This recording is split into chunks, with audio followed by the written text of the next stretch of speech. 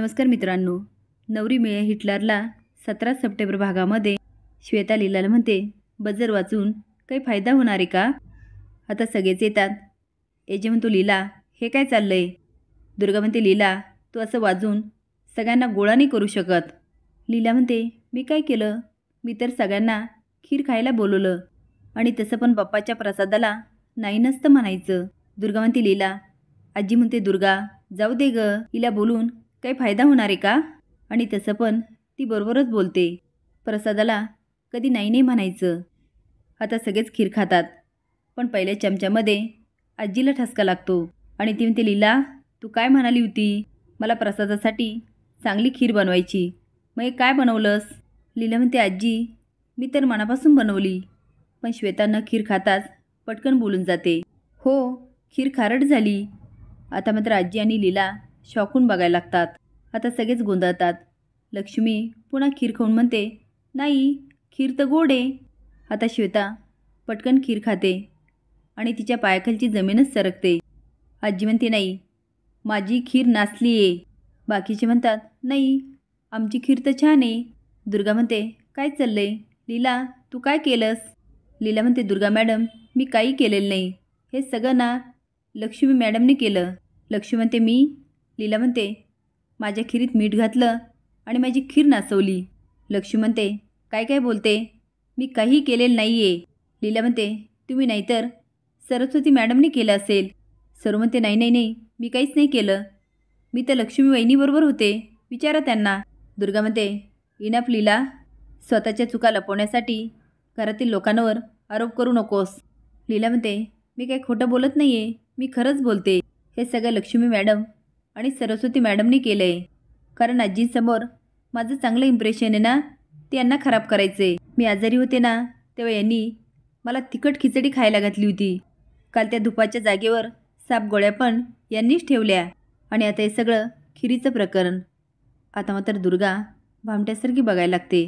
हे जे म्हणतो, लीला मी तुला आधीच सांगितलं होतं, कुठल्याही पुराव्याशिवाय तू कुणावरही आरोप करू शकत नाही. लीला म्हणते, माझ्याकडे पुरावा आहे. आता मात्र श्वेता जाम घाबरते.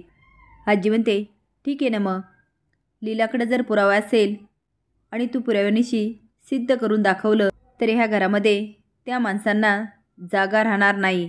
जर हे कृत्य लक्ष्मी आणि सरस्वतीने केलं असेल तर त्यांना पण हे घर सोडून जावं लागेल, कारण ह्या घरातील सुनेला मुद्दाम त्रास देणाऱ्यांना, या आनंदी उत्सवात मिठाचा खडा टाकणाऱ्यांना या घरात जागा नाही. आता मात्र श्वेता खुश होते, कारण तिला वाटत असतं की आपल्यावर संशय नाही. सर म्हणते, आजी आम्ही काहीच केलं नाही, मग आम्ही का घराबाहेर जाणार? आणि काहीच केलं नाही तर पुरावे कुठून येणार?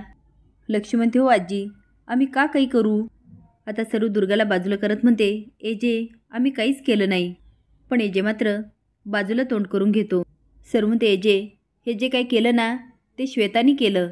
ते तिखट खिचडी केली होती ना, ती हिनेच केली होती आणि धुपाच्या जागेवर सापगोळ्या ठेवल्या होत्या ना, हिनेच ठेवल्या होत्या. आणि मला खात्री आहे खिरीमध्ये जे मीठ टाकलं ना, हिनेच टाकलं असणार, कारण लीलाला त्रास द्यायचा ना, म्हणून अशी वागते. लक्ष्मी म्हणते, सरू अशी काय बोलते? सरू म्हणते, नाही आहे वहिनी, यावेळेस मी तुमच्या टीममध्ये नाही आहे. तुमच्या बहिणीची शिक्षा मी का भोगायची? श्वेता म्हणते, सरू काय काय बोलतेस तू? मी का करेल? काय काय पुरावे काय आहेत तुझ्याकडे? लीला म्हणते, श्वेता पुरावा माझ्याकडे दाखवते. आता टेबलवरून मोबाईल घेते आणि ओपन करते. आता सगळ्यांकडे मोबाईल पकडते. त्या व्हिडिओमध्ये श्वेता खिरीमध्ये मीठ टाकत असते. सगळे बघतात आणि शॉक होऊन जातात. श्वेता म्हणते, ते सापगुळीचं प्रकरण मी केलेलं नाही आहे. सरू म्हणते, अय्या किती खोटं बोलते. वहिनी हिनेच आपल्याला सांगितलं होतं ना, धुपाच्या जागेवर सापगोळ्या हिनेच ठेवल्या. तू खोटं का बोलते? लक्ष्मी सरूकडं रागाने बघायला लागते. पण आजी म्हणते, सरस्वती हे आम्हाला सगळं माहीत होतं. आता श्वेताच्या चेहऱ्यावरचे रंगच उडतात. आजी म्हणते, मला नासलेली खीर लीला कधीच देणार नाही, पण या घरामध्ये चोर होता, त्याला पकडायचं होतं म्हणून हे सगळं केलं. बरोबर ना श्वेता? आता श्वेता लीलाकडं रागाने बघायला लागते. आजी म्हणते, जेव्हा मी लीलाला परवानगी दिली तेव्हा मला खात्री होती लीला जे काम करणार ही त्यामध्ये मिठाचा खडा टाकणार आणि लीलाची मज्जा बघत बसणार, म्हणून आम्ही सगळी आधीच काळजी घेतली होती, कळलं? हे जे म्हणतो आई, ती म्हणते अभिराम, सगळं हे श्वेतानेच केलं. त्यात आश्चर्य वाटण्यासारखं काहीच नाही आहे. पण लीलाने सांगितलं असतं तर तिच्यावर विश्वास नसता बसला. म्हणून या तिघींकडून मला वधून घ्यायचं होतं. श्वेता म्हणते एजे, मी काहीच नाही केलं. एजे म्हणतो लक्ष्मी, खरं सांग, हे सगळं श्वेताने केलं ना? श्वेता म्हणते ताई, तू सांग ना, मी काहीच नाही केलं. एजे, मी तुम्हाला खरं सांगते. एजे मोठ्याने ओरडतो, इनाफ, मला काही कारण नको. लक्ष्मीला म्हणतो, श्वेता तुझी बहीण आहे म्हणून मी ह्या घरात राहू दिलं. पण ती ह्या घरातील लोकांच्या विरुद्ध प्लॉटिंग करत होती. त्यामुळे तिला ह्या घरात राहण्याची जागा नाही. तिला बाहेरचा रस्ता दाखव आणि तिला ह्या घरातून जायला सांग. आऊट नाव. आता मात्र लक्ष्मी आणि सरस्वती खूप घाबरतात. लक्ष्मी श्वेताचा हात पकडत म्हणते, आय एम सॉरी श्वेता. ती हात झटकत म्हणते, ताई, मी कुठेही जाणार नाही. हे बघ, दुर्गा वहिनीने आणि आजीने माझ्या आईला वचन दिलं होतं, जहागीरदारांमुळे माझ्यावर अन्याय झाला आणि मला त्या न्याय मिळवून देणार. आणि मला जोपर्यंत न्याय मिळत नाही, मी इकडनं कुठेही जाणार नाही आहे. दुर्गा म्हणते, खरंय तुझं श्वेता, जहागीरदारांमुळे तुझ्यावर अन्याय झाला असंच वाटत होतं मला. म्हणून इतके दिवस तुला ह्या घरात राहू दिलं मी.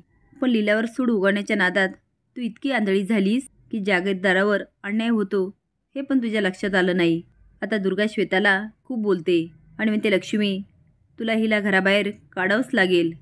आता लक्ष्मी श्वेताला ओढतच बाहेर घेऊन जाते आणि गाडीत बसवते आणि म्हणते, दीपक, गाडी काढा.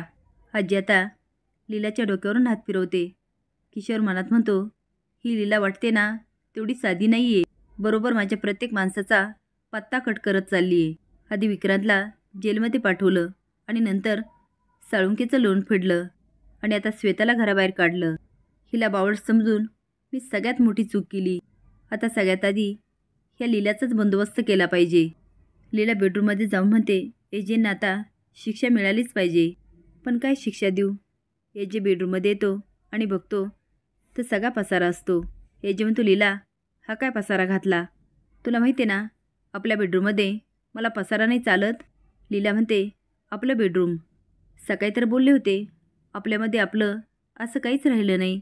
आता मला प्रॉमिस करा, ह्यापुढे तुम्ही असं कधीच बोलणार नाही आणि आपल्या रूममधून बाहेर पण जाणार नाही आणि माझ्यावर कायम विश्वास ठेवाल. Pinky promise? हे जे काहीच म्हणत नाही. लीला म्हणते, पिंकी प्रॉमिस? तो पुढे हात करतो, पण लीला मात्र त्यामधील एक बोट घेते आणि त्यात गुंतून म्हणते, पिंकी प्रॉमिस.